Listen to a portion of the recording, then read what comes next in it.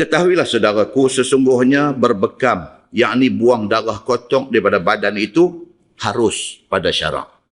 Dengan dalil Nabi SAW ada buat kerja bekam ini, yakni membuang darah kotor daripada badannya. Nabi pun biasa buat bekam ni. Sebagaimana tersebut dalam hadis yang dikeluarkan oleh Imam At-Tirmizi. Dia kata ada hadis cerita Nabi berbekam. Diriwayatkan kepada satu sahabat Nabi SAW. Nama dia Anas bin Malik radhiyallahu anhu. Kata dia adalah Nabi SAW buang darah kotong, yakni berbekam pada sebelah belakang lehernya. Ini dia nak beritahu kalau nak buat bekam, di mana point dia? Tang mana nak bekam?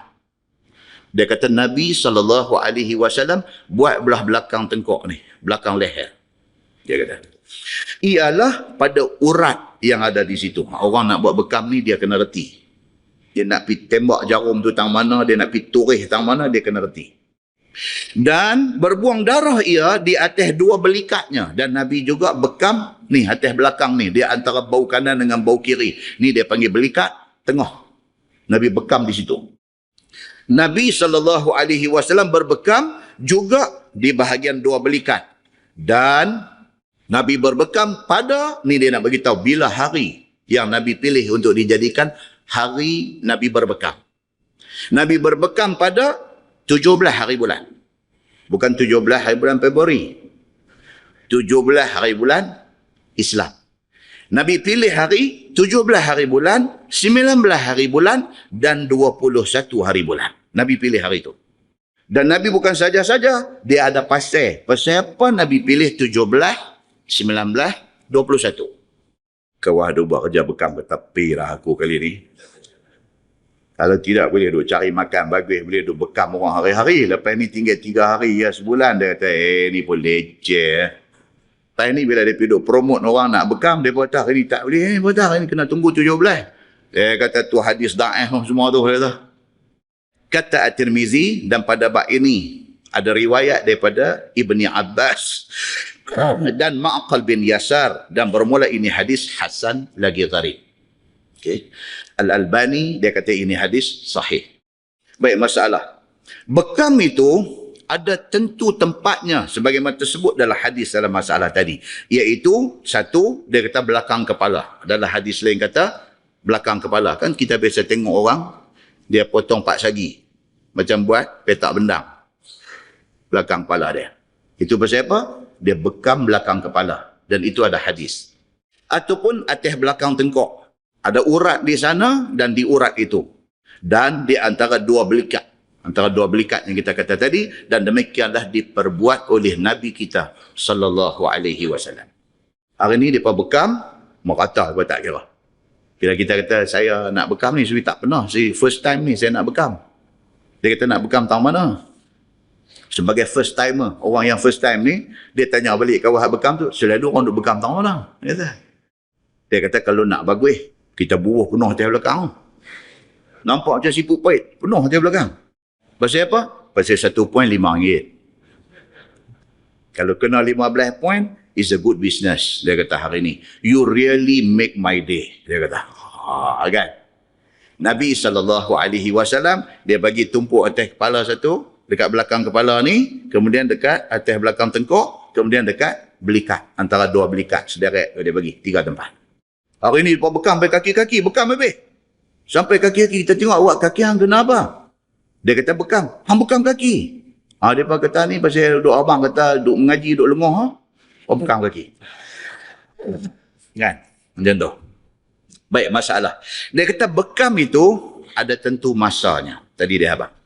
Iaitu daripada pengajaran Nabi dalam hadis tadi, taulah kita masa yang bagus untuk buang darah kotong di badan, iaitu 17, 19 dengan 21 hari bulan. Itu yang Nabi sebut. Demikianlah tersebut di dalam hadis tadi. Masalah, dia kata bekam itu adakah disuruh oleh syarak? Ni pula bincang. Nabi pernah bekam, tapi adakah Nabi suruh? Baik, so dia kata apa? Bermula dalil adalah hadis yang dikeluarkan oleh Imam At-Tirmizi. Diriwayat kepada satu sahabat Nabi SAW, nama dia Abdullah bin Mas'ud radhiyallahu anhu. Kata dia telah bercerita Nabi SAW daripada kisah malam Nabi dibawa berjalan daripada Mekah sampai ke Baitul Maqdis, sampai naik ke langit. Maksud dia malam apa tuan-tuan? Isra' dan Mi'raj. Nabi SAW dia cerita balik. Dia kata pada malam dia diisra'kan dan dia dimi'rajkan. Pada malam itu dia dibawa berjalan daripada Makkah pergi sampai Baitul Maqdis. Kemudian dibawa naik melepasi 7 lapis langit sampai ke Sidratil Muntaha. Sabda Nabi SAW bahawasanya tidak melalui ia atas satu jamaah daripada malaikat. Nak pergi sampai ke langit ke-7 tu, setiap lapis langit ni ada malaikat tunggu. Sampai satu lapis, Jibril yang tidur ketuk, malaikat nanti mai tanya siapa? Dia kata ana Jibril. Dia kata siapa dengan hang? Dia kata sama dengan aku Muhammad. Malaikat jaga langit pertama terus tanya, dia kata Muhammad dah dilantik jadi Nabi ke? Maknanya dia patau lagi? Dia patau dah. Just waiting for the right time untuk tanya. Muhammad dah jadi Nabi ke? Jibril kata sudah. Ahlan wa sahlan. Bila jumpa ya jamaah malaikat, malaikat menyuruh mereka itu akan dia. Suruh olehmu, ya Muhammad, akan umat engkau dengan berbekam darah. Bila sampai lapis langit, malaikat jumpa Nabi Muhammad di antara benda yang malaikat pesan dekat Nabi Muhammad. Dia kata apa? Mur ummatak. Suruh umat hang esok ni, suruh bekam. Pergi lagi, jumpa kumpulan malaikat lain pula, sama juga. Muhammad, jangan lupa, habaq dekat umat hang esok, suruh bekam. Pergi lagi, jumpa lagi, sama juga kata. Muhammad, jangan lupa, esok jumpa umat hang, pesan dekat mereka suruh bekam. Maksudnya, perintah suruh berbekam ni, kuat tak kuat tuan-tuan? Kuat. Maknanya sunnah Nabi ke tak benda ni? Sunnah Nabi SAW. Kata Tirmizi, ini hadis hasan lagi gharib daripada Ibni Mas'ud. Al-Albani kata ini hadis sahih. Masalah, menjadi tukang bekam itu adakah harus ia? Tadi cerita bekam, kita dah tahu dah kata bekam ni sunnah. Kita dah tahu dah point. Tempat nak bekam tahu mana? Belakang kepala satu, belakang tengkok satu, antara dua tulang belikat satu. 3 poin yang disebut dalam hadis Nabi SAW. Kita dah tahu dah hari. Dia kata hari apa? 17, 19, 21. Hari bulan Islam. Itu hari-hari bagus untuk berbekam. Di saat dia nanti beritahu pula dekat kita, saat lagi, dia nanti beritahu pula masa pula. Pagi ke, tengah hari ke, petang ke, malam ke, lepas balik kuliah ke, dia nanti beritahu pula masa. Sampai macam tu sekali. Nabi SAW, bila dia nak habang satu benda kat kita, dia detail sampai macam tu. Sampai kita tak payah tanya dah bila kita dengar. Muslimin dan muslimat yang dirahmati Allah sekalian. Now, dia main pula kat kita, dia kata apa?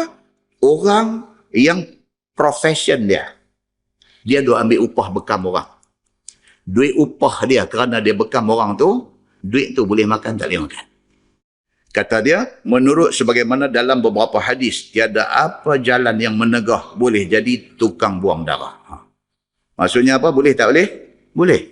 Tak ada satu hadis dia kata yang melarang. Dan beberapa orang di dalam kurun, di dalam abad yang pertama daripada orang Islam menjadi tukang buang darah. Bahkan golongan yang first generation, kurun yang pertama dalam Islam dulu, ramai duk buat kerja bekam darah orang ni. Seperti tersebut di dalam hadis yang dikeluarkan oleh Imam At-Tirmizi, dia kata diriwayatkan daripada Ikrimah. Ikrimah ni dia maula kepada Ibni Abbas. Dia hamba Ibnu Abbas yang dimerdekakan oleh Ibnu Abbas. Hamba yang dimerdekakan dia panggil maula. Kata dia adalah bagi seorang sahabat Nabi SAW, lagi sepupu dia, ya, yakni anak pak saudaranya, iaitu Abdullah bin Abbas radhiyallahu anhuma.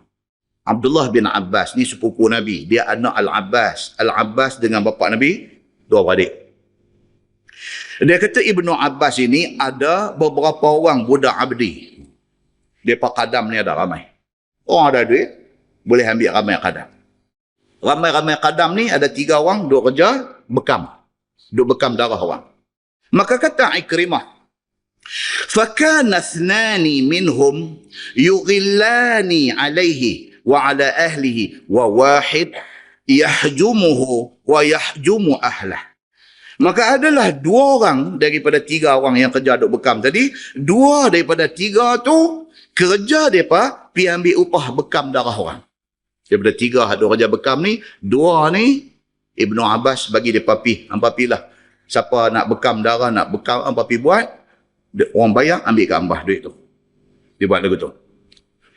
Atas buat makan dirinya dan anak isterinya di rumah. Hasil yang dia dapat daripada bekam tu, dia belanja untuk anak bini dia. Ibnu Abbas kata, ambil kat hang. Walaupun hang khadam aku, tapi aku bagi izin dekat hang untuk pergi bekam. Kalau orang upah, itu ambil kat hang. Bos yang apa yang panggil ni? Bos yang sporting. Yang very understanding. Hampir. Aku lepas hampir buat kerja. Pilah mereka ni. Tapi ada seorang daripada 3 ni, dia ni tukang bekam Ibnu Abbas dan keluarganya di rumah. Yang ni special. 3 yang pandai bekam ni, 2 dia bagi pergi. Seorang dia kata, hang, no, hang untuk keluarga aku saja. Hang tak boleh pergi buat kerja dengan orang lain. Aku bagi lebih sikit kan. Macam orang kaya hari ni, tuan-tuan. Orang kaya hari ni, mereka gunting rambut tak pergi kedai kita duk pergi ni. Kedai duk kepak kepala kita perut-perut, mereka tak pergi. Tak pergi. Kaya mereka ni, sampai mereka ambil satu orang barber rumah sendiri. Ambil satu tukang gunting rambut. Untuk gunting rambut dia, anak-anak dia dalam rumah ni, bagi gaji bulan. Misalnya trim sengit sikit, duduk di bangku orang buat lain. Orang ada duit. Mereka sampai tahap tu. Employ ni, satu apa ni, pandai duk buat capati, tosai, roti canai kuah campur ni. Roti canai kuah banjir. Mereka ambil seorang main duduk di rumah mereka. Dia tak payah pergi dah kedai nak makan roti canai apa semua. Dia ni yang duk buat kat dia hari-hari. Pasal apa tuan-tuan? Pasal ada duit. Bila ada duit, dia punya status hidup tu dia duk upgrade jadi macam tu. Ibnu Abbas ada 3 orang, 2 hang pergi nak bekam tuan. Seorang hang di rumah aku, hang bekam aku dengan keluarga aku saja. Hang tak payah pergi ke lain. Macam tu. Ikrimah cerita. Ikrimah juga salah seorang daripada hamba dia. Hamba khadam kepada Ibnu Abbas. Dia kata. Maka demikian itulah hal menjadi tukang buang darah itu. Itu dia. Yang kata kerja bekam ni macam tu. Telah banyak adanya pada zaman dahulu. Sehingga menjadi satu sumber pencarian kehidupan dengannya. Sampai dia dah jadi satu bisnes. Boleh generate income. Boleh nak tambah pendapatan daripada kerja bekam ni. Saya baru ni buat bekam sekali. Sahabat kita ni doktor. Dia buat kuliah tib, kuliah perubatan di Malaysia, balik main kerja. Hospital kerajaan. Part time dia buat bekam. Jadi, satu kawan saya recommend, saya pun try kat dia. Tapi sebelum try, kita pun first time tak pernah bekam. Interview dia cukup-cukup dulu. Dulu sekolah mana? Mahat Mahmud. La ilaha illallah. Halo staff punya budak. Terus dia banyak, bekamlah. Kata dia. Pasal dia bisa confident. Pasal dia doktor, dia tahu macam mana nak jaga tu. Kebersihan jarum tu. Dia tahu macam mana nak buat. Dia pun bismillah dengan selawat dah. Mak tak Mahmud, tuan-tuan. Nak bekam pula ustaz. Dia ustaz minta maaf. Bismillahirrahmanirrahim. Bismillahirrahmanirrahim. Allahumma salli ala Muhammad. Ustaz sakit sikit. Tuk tembak. Alhamdulillah. Maknanya, dia boleh cari satu side income daripada kerja bekam. Dan benda ni bukan berlaku lah ni. Sejak daripada zaman Nabi SAW. Sambung hadis tu, dia kata waqala Ibnu Abbas qala Nabiullah sallallahu alaihi wasallam ni'mal 'abdul hajjam yuzhibu ad-dam wa yukhiffu as-sulb wa yajlu 'anil basar. Kata Nabi sallallahu alaihi wasallam, sebaik-baik hamba abdi itu ialah abdi yang menjadi tukang bekam. Nabi sebut dalam hadis dia. Maknanya apa? Ini menjadi satu endorsement. Endorsement ni maksudnya apa, tuan-tuan? Satu pengesahan, satu job daripada Nabi. Nabi kata apa? Nabi kata ini kerja bagus. Ni'mal 'abd. Nabi kata sebaik-baik hamba itu ialah apa dia? Apabila dia buat kerja bekam. Dia membantu kawan ni sehat. Itu kerja mulia. Membuang dia akan darah kotor yang memberi mudarat kepada tuan punya badan tu. Dia bekam, dia bagi kawan tu jadi healthy, jadi sehat. Dan meringankan sulbi. Dan mencerahkan dia akan spotlight dia. Dan juga pemandangan matanya. Spotlight tu maksud apa? Mata lah. Nabi SAW kata, siapa yang buat bekam pada badan dia ni, apa dia? Badan jadi ringan. dan mencerahkan mata. Jadi kalau orang pergi buat bekam, dia rasa biasa ya, bermakna dia tak ada masalah. Sebelum bekam pun memang dia tak ada masalah. Tapi kalau orang yang lepas bekam, dia rasa something different. Dia rasa blind. Sebelum ni nak langkah, terutamanya nak langkah pergi masjid, rasa berat. Tapi lepas bekam ni, langkah setapak dia macam pi 5 lagu tu. Langkah setapak dia macam pi 5 lagu tu. 6.5 sampai dalam masjid. Mana kata, sebelum ni dia ada masalah.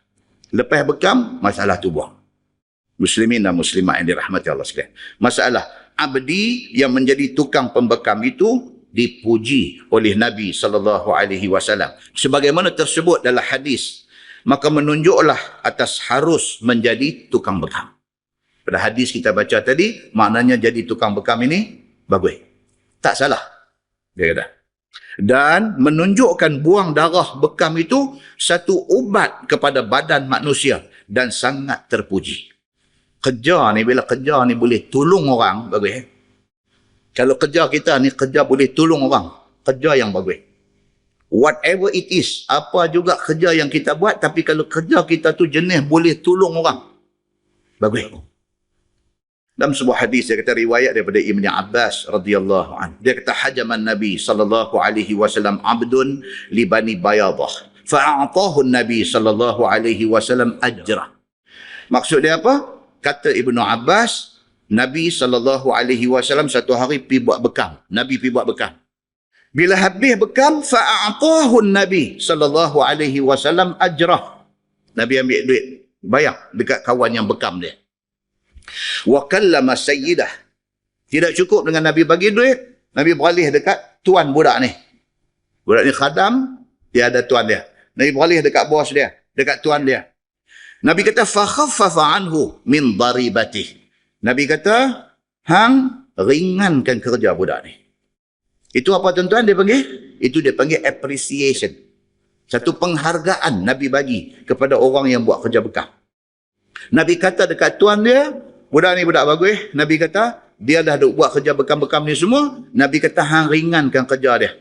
Kadam hal lain, hang nak bagi kerja berat sikit bagi. Tapi budak ni, ringankan. Fakhaffafa, khafif, ringan. Ringankan kerja budak ni, Nabi kata. Kata Ibnu Abbas, walau kana suhtan. Ibnu Abbas kata, kalaulah sekiranya kerja bekam itu haram, buat kerja bekam itu hasil dia haram, lam yu'atihin Nabi sallallahu alaihi wasallam. Tentu Nabi tak bayar duit kat budak tu. Bila Nabi bayar duit dekat budak buat bekam, menunjuk kata pendapatan hasil daripada bekam itu halal. Ini cara ulama dia istinbat hukum daripada hadis-hadis. Oh, bila mai hadis macam ni, kesimpulan hukum dia apa? Boleh buat kerja bekam, pendapatan dia halal. Dia cabut keluar hukum daripada hadis Nabi sallallahu alaihi wasallam. Baik. Pasal apa kata bagus kerja ni? Pasal dia tolong keluarkan darah kotor daripada badan orang. Kata Ibnu Abbas radhiyallahu anhuma, bahwasanya Nabi sallallahu alaihi wasallam waktu Nabi dinaikkan ke langit pada malam Isra' Mi'raj itu, tiada melalui ia atas satu jamaah malaikat, melainkan malaikat-malaikat itu berpesan. Kata dia, lazimkan olehmu ya Muhammad berbekam. Nabi duduk naik tu, jumpa malaikat, malaikat pesan, Muhammad biasakan diri dengan berbekam. Takat tu baca, faham tak lagi? Kata bekam ini sunnah dan dituntut oleh agama. Masalah berbekam itu dipesan oleh malaikat, suruh biasakan dengan dia kepada Nabi sallallahu alaihi wasallam. Maka itu menunjukkan lagi berbekam itu besar manfaatnya di dalam ilmu tib. Ilmu tib ni ilmu apa tuan-tuan? Perubatan. Tib maksud dia perubatan. Tabib maksud dia apa? Doktor.